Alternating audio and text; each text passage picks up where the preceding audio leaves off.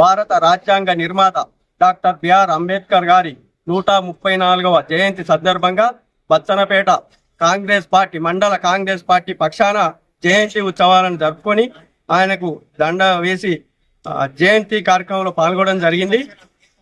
అంబేద్కర్ గారు ఇప్పుడు కాదు, ఒక కులానికో ఒక మతానికో ఒక వర్గానికో అంబేద్కర్ గారు అతీతం కాదు.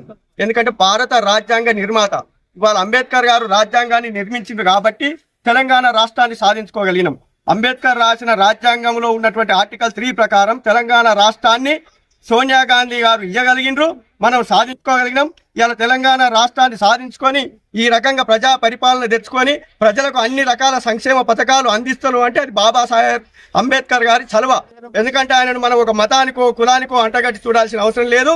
అన్ని వర్గాల వారు ఒక స్ఫూర్తి ప్రదాత కాబట్టి భారతదేశం ఈ రోజు ఈ పరిస్థితులలో ఉన్నది అంటే ఒక రాజ్యాంగం ఆ రోజుల్లో ఆలోచించి రాసిండు అంటే మనం దాన్ని ఆలోచించాల్సిన అవసరం ఉన్నది. ఎందుకంటే ప్రతి ఒక్కరికి న్యాయం జరగాలి, ప్రతి ఒక్కరూ భారతదేశ పౌరునిగా తలెత్తుకొని బ్రతకాలనే విధంగా రాజ్యాంగాన్ని నిర్మించి ఇవాళ మన తెలంగాణ రాష్ట్ర కళ కూడా సహకారం అంబేద్కర్ గారి రాజ్యాంగం ద్వారానే అయింది. కాబట్టి వచ్చిన తెలంగాణలో ఇప్పుడు ప్రజా పరిపాలన వచ్చింది. 10 సంవత్సరాల దుష్ట పరిపాలన అంతమైంది, ప్రజా పరిపాలన వచ్చింది.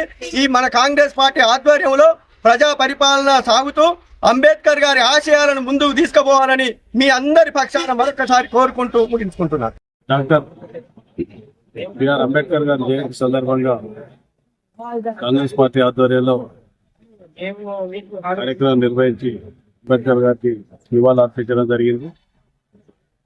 అంబేద్కర్ ఆశయాలు ముందుకు తీసుకుపోతామని కూడా మా పార్టీ వైపు నుంచి మేము ఇక్కడ వాగ్దానం చేయడం జరుగుతుంది.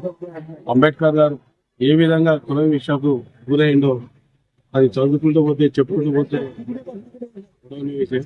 ముఖ్యంగా అంబేద్కర్ గారు రాజ్యాంగాన్ని రాయడం కోసం ఎన్నో విధాలుగా కష్టపడి రాజ్యాంగాన్ని రాయడం జరిగింది. రాజ్యాంగాన్ని రాయమని నేనే రాస్తా అని అంబేద్కర్ గారు తీసుకోలేదు. రాజ్యాంగాన్ని రాసే బాధ్యతను రాజ్యాంగ పరిషత్ కల్పించేది. రాజ్యాంగ పరిషత్ రాయమంటేనే అంబేద్కర్ గారు రాయడం జరిగింది. రాజ్యాంగాన్ని రాయడం కోసం 12 మందిని సభ్యులను ఎన్నుకోవాల్సిన పరిస్థితి వస్తే అంబేద్కర్ గారు రాజ్యాంగ పరిస్థితి వెళ్ళడం కోసం ఆ సభ్యునిగా పోటీ చేసి ఓడిపోవడం జరిగింది. ఆ తర్వాత బెంగాల్ నుంచి మా దగ్గర నుంచి మీరు పోటీ చేయడానికి బెంగాల్ ప్రాంతవాసులు పిలిచి పోటీ చేయించిన తర్వాత గెలిస్తే అంబేద్కర్ గారిని రాజ్యాంగ పరిషత్తులో అడుగు పెట్టలేదు అనే దురుద్దేశంతో ఆ ప్రాంతాన్ని పాకిస్తాన్ లో కలపడం జరిగింది. ఆయన మళ్ళీ మెంబర్షిప్ లేకుండా అయింది.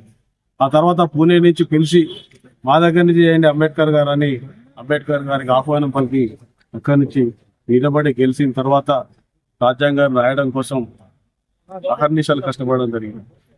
ముఖ్యంగా ఓటు హక్కు కోసం ప్రధానంగా డిమాండ్ జరిగింది. ట్యాక్సీలు కట్టే వారికే ఓటు హక్కు ఇవ్వాలి, చదువుకున్న వారికే ఓటు హక్కు ఇవ్వాలి అనే మెయిన్ పాయింట్స్, లేకపోతే భూమి శిస్తు కట్టే వాళ్ళకే ఓటు హక్కు కల్పించాలనే నినాదంతో ముందుకు తీసుకొచ్చి పెడితే దాన్ని అంబేద్కర్ పూర్తిగా వ్యతిరేకించడం జరిగింది.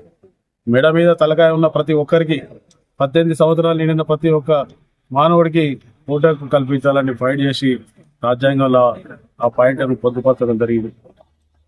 ఆ ఓటు హక్కు కల్పించడంతోనే ఈరోజు ఎంత పెద్ద కోటీశ్వరుడైనా ఎమ్మెల్యే కానీ ఎంపీ కానీ ఏ స్థాయిలో ఉన్న నాయకుడు కూడా ఈ రోజు గ్రామ స్థాయిలో ఉన్నటువంటి ప్రతి పేద కుటుంబంలో ఉన్నా కానీ ఓటు అడుక్కోవడం కోసం ఆ నాయకుడు రావడానికి అవకాశాన్ని కల్పించి పెట్టింది అంబేద్కర్ గారు. ఆ రోజు అంబేద్కర్ గారిని నిర్వీర్యపరచడం జరిగింది.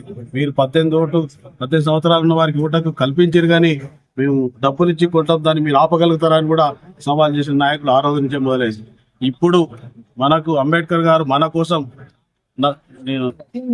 అట్టడుగు స్థాయిలో ఉన్నటువంటి అన్ని వర్గాల వారికి ఓటుకు కల్పించిన మీరు దానికి సరైన నిర్ణయం ఇవ్వాలి ఓటు వేసేటప్పుడు అని ఆయన చెప్తే ఇప్పటికీ మన వాళ్ళు ఒక్కసారి వేసే ఓటును 500కు 1000 రూపాయలకు అమ్ముకుని 5 సంవత్సరాలు మనం పత్రం అయిపోతా ఉన్నాం. అంటే ఈ రోజు ఏ స్థాయికి వచ్చింది? ఓటుకు ఉన్నవాడే ఓటు వేసినప్పటికీ కూడా డబ్బులు ఉన్నవాడే ఈ రోజు అధికారంలో ఉంటుందని మనం గ్రహించాలి. ప్రజల కోసం ఏ నాయకుడు అయితే పనిచేస్తుండో నిస్వార్థంగా వాళ్ళకు ఓటేయాలి తప్ప డబ్బులు తీసుకొని ఓటేస్తే ఈరోజు ఎన్ని కుంభకోణాలు జరుగుతూ ఉన్నాయి, ఎన్ని దేశాలు అధోగతి పాలవుతున్నా మనం ఆలోచించాల్సిన అవసరం ఉన్నది. ఇంకో కొన్ని సంవత్సరాల తర్వాత ఈ రాష్ట్రాలు కానీ ఈ దేశం కానీ ఆర్థికంగా చాలా దిగజారిపోయి రోడ్డు మీద పడి ఆడుకోవాల్సిన పరిస్థితి ప్రతి రాష్ట్రంలో మన దేశంలో రావడానికి సిద్ధంగా ఉన్నది. 25 సంవత్సరాల క్రితం ఒక దేశం ప్రపంచంలోనే 25 స్థానంలో ఉన్నప్పటికీ అది ఈ రోజు రోడ్ల మీద ఒక రొట్టె కోసం మహిళలు వ్యభిచారం చేసి రొట్టెలు తీసుకోవాల్సిన పరిస్థితి, ఆర్థిక పరిస్థితి ఏ విధంగా దిగజారుతుందో మనం అర్థం చేసుకోవాల్సిన పరిస్థితి ఉన్నది.